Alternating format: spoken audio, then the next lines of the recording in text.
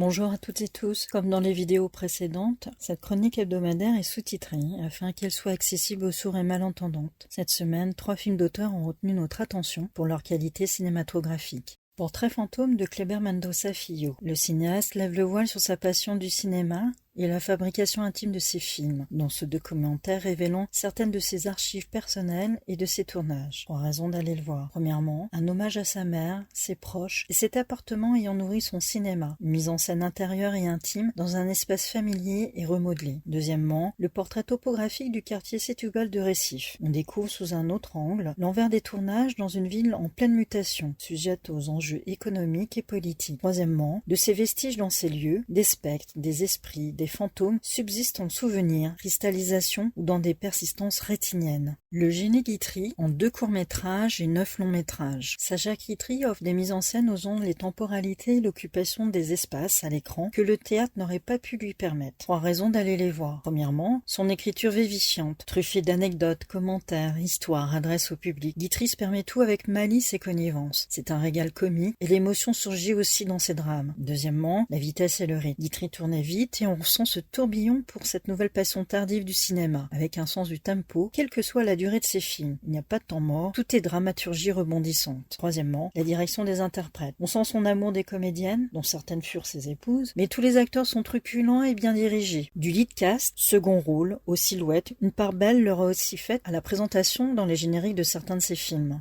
Zorn 1, 2 et 3 de Mathieu Amalric, un triptyque en forme d'entonnoir, embrassant une vie de créativité et d'expérimentation musicale autour des passions de jeunes Zorn, ses collaborations, amitiés et la création d'un spectacle précisément. 3 raisons d'aller le voir. Premièrement, un portrait saisissant le foisonnement créatif dans la vie de Zorn, muet par une exigence élevée et une joie communicative irrésistible. Deuxièmement, filmer le travail dans un domaine des plus indescriptibles et pourtant sensible et émotionnel. Troisièmement, le partage sur les doutes, recherches, frustrations et questionnements lors d'une création à 3 et son accomplissement.